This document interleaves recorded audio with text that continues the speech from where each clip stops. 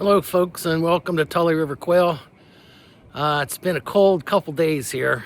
Last night it was down to -29, so we've had to change some stuff. Even our freeze-resistant water system got frozen. So I mean, when it freezes your house pipes, it's going to freeze whatever. But so I want to do a short little video on how we deal with watering when our winter watering system fails. It does happen about once a year when it gets down below like -5, -6. What we do sometimes when it gets to be that, we put a little warm water inside the cooler that we use for our water reservoir and kind of take out the cold water, put in some hot water, and try to get the plumbing to unfreeze any ice that's built up in there. But you can't do that every hour when it's -20 something. So I'm just gonna flip the camera around here for you and show you what it looks like here. I guess I can't do that, but it's pretty nuts out. So cold winter wonderland. All right, well, I gotta collect some eggs here. So I'm gonna get inside the coop here and pick up some eggs. I'll show you what we do.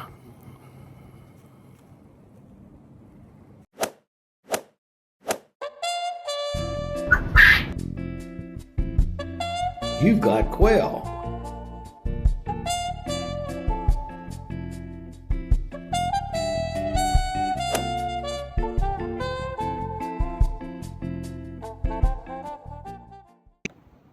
All right, so I was out here an hour ago. We try to collect our eggs every hour, but when it gets cold like this, just because, you know, they freeze real quick. So it's 6 o'clock. I was down here at 4:30. I'm also going to check on the waters that I put out here. So what we do, I'll use this one over here, is we take these little Tupperwares. Let's see if I can get a better shot for you. Take these little Tupperwares and cut the top off. That way they don't jump in there. And I'll put some more warm water in top of that. Let me show you this cage that we got going on. So this is the Tully River quail cages that we make. I'll see if I can zoom out. So I have wind flaps that yesterday when it was really cold, I put the wind flaps down. This also, I have it so that you can tuck this in so that it's kind of predator proof, but I don't need that because it's not windy tonight.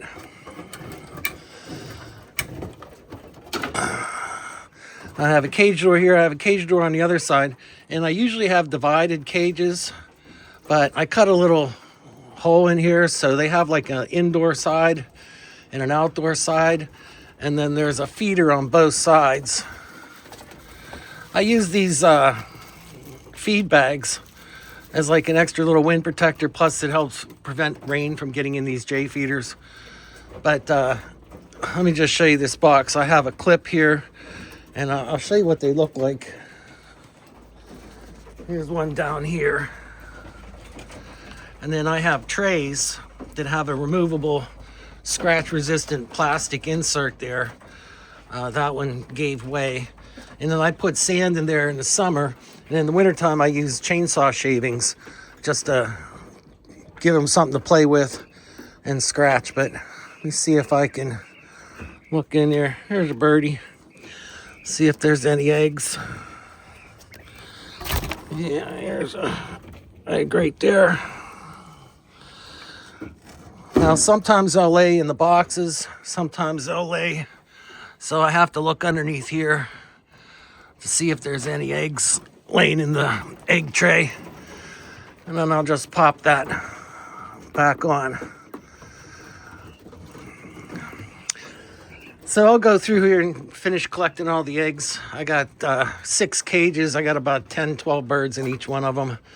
And then I can take these off. These just clip on and rest on the lip, and then I have inside I'll show you on this one. Bungee cords that hold it to the cage frame. Got any eggs in there, buddy? Look out, mama. No eggs. Must have got you early. Look under here. No eggs. So, now like I said, it's not windy tonight, so I'm going to leave these flaps up, the windscreens. But when it gets really windy, even though I do have it pretty well blocked off here, an old banner from when I was in practice. But anyway, I like to give them a way to get out of the wind when it's really nasty. So I don't have any birds on the ground right now. Usually we'll let a couple males run around out here if I have some extra males, but nobody's out. I'm down to a winter system. So let me just show you here. We have a cooler upstairs on this deck up there, and there's a pump in there at the bottom of the cooler, and then a shutoff valve return line so that you never overfill it. Just to show you our system here. So we have this cooler. There's an in and an out at the bottom, and we have just regular garden hose connected to metal spigots. And here's the electric. So there's a bucket heater in here, I'll show you. And then this module controls the pump. You have to get this separately. You can get all this stuff on the US Quail store, store.usquail.com. And then this is the pump that plugs into this. But when it's frozen, it doesn't circulate the water. So we're supposed to get some weather in the next couple days or so. That's gonna warm up and get us back on track. But just to show you, there's the pump. And then I also have a fish tank heater in here. I ordered a bigger fish tank heater. That's only like 100 watt, 200 watt. I'm gonna get a 400 watt one. Now there's a bucket heater, that circular thing on the bottom. That's a 500 watt bucket heater that has its own temperature thermostat in it. That turns on at 40 degrees. And if you notice the connection right there, that's just a PVC slip joint. So that little coupler that's screwed on to the pump, and that's a 2.5 gallon per minute pump. So it's low volume. And then I put a little hose on there with a filter just to keep dirt out of it. And so in the summertime, I can take this out and the bucket heater out and keep it dry and clean and prep it for next year. I think if I kept this warm, a little bit warmer, by the time it goes from here down and does our 6 drinker bars, and then it goes to a Y valve that's connected to a spigot, and then it comes back up through a return line and straight back into this shutoff valve. This shutoff valve, so when the water gets to this point right here, it shuts off this valve, so that stops me from overfilling it. Since I have it connected to a spigot, every third time I fill the feeders, I turn it on for 40 seconds, and that puts it back to about this level, a little bit higher, or I keep an eye on it. But if I wanted to fill it all the way, then I can just turn the return line on and fill it all the way up and then scoop out a gallon. But that's a little wasteful. So anyway, that's our system, and back to the video. The line comes down here and does these drinker bars that are in the back. And those are 1-inch bars made out of flexible landscape tubing. So it's kind of a thick rubber material that has 2 nipples on each side. And the 1 inch is thicker than most of the tubing that you use, so that doesn't freeze as much. And then I have tubing connected to each tray, so when I sell one of these cages, I'll have a shutoff valve over here, a tube that goes down to the drinker bar, another tube that comes out here ready to connect into another one or be the return line. So you can theoretically put a jumper from this shutoff valve to this shutoff valve and take this tray out as a big cassette if you really wanted to. So if there's a repair that needs to be done, or you want to take them out once a year, we'll take them out and give them a good cleaning and brush them down. So, and then each cage has a metal roof, has a poop tray, and like I said, I like to put these on here just to. And then also what I do in the wintertime, and if you're anywhere where there's varmints, they can reach in this 1 inch by 2 inch square. So I put a little, I think that's like a foam board, something I salvaged from our bathroom remodel. So I have that on the sides. Nobody can really reach in. I haven't lost any birds here. I have had raccoon climb up there, and that's why I have that Mr. Owl here. So he comes in, sees Mr. Owl, and says, hey, whatever. One other thing, I have a camera up here. This is an Alfred camera, and I can actually talk through it, and you can see the red lights. Those are LEDs. So this gives me color night light. So my bedroom's right upstairs from here. If I hear anything rustling around, I can just go on my phone and open this camera. And I have cameras all throughout the house. I got 4 in the shop. I got 1 inside a brooder. And then I got a hatch cam that I put inside of our incubator. So whenever there's motion, it'll send me a message, you've got quail. So if you go on US Quail Cooperative, I wanted to talk to you a little bit about US Quail Cooperative. US Quail Coop is a breeder directory. So if you sell birds or hatching eggs or whatever, and you wanted to sell more, get listed on the US Quail Cooperative. It's USQuailCoop.com. There's a founder special right now. We're trying to launch it this year in 2026. There's all kinds of tools you can use to help your business. You can get quotes. You can create invoices. There's a Covey calculator you can refer people to. It lets them put in the price, and they can base like how many eggs they want per day, and then whether they want chicks or hatching eggs or whatever, and how much it'll cost.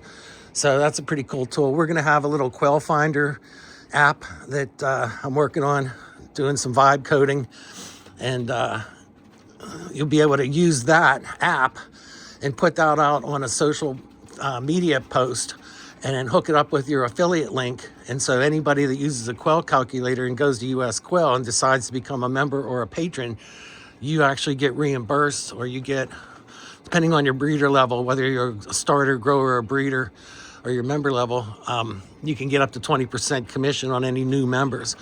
And you know, that's the kind of the cost of what it takes for me to keep this platform running. It's pretty expensive, servers and all kinds of crap. And so whatever. Another thing that you get if you join with the member specific codes, you can get a t-shirt and a little starter sticker pack. And then all the membership folk get a free Quail Mail account. So instead of using a Gmail account or Hotmail or AOL, right?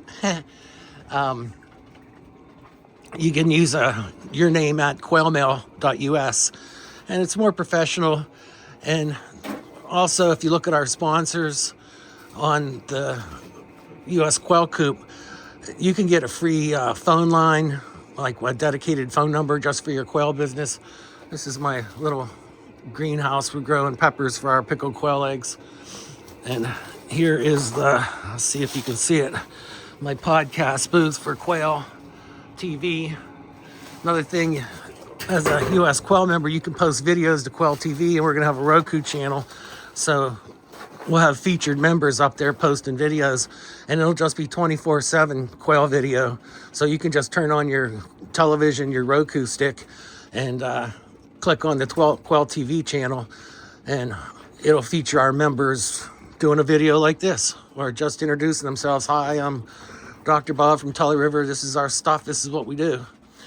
So lots of cool tools you can use. Don't have to use them all, but you know, just getting your breeder listing out there and your membership out there so people can search you, a patron can join and find you through the search bar, and all the advertising that we are beginning to do for the US Quail Cooperative.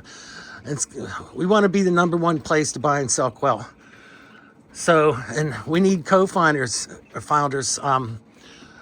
You know, we need, I want at least 10 people in each state.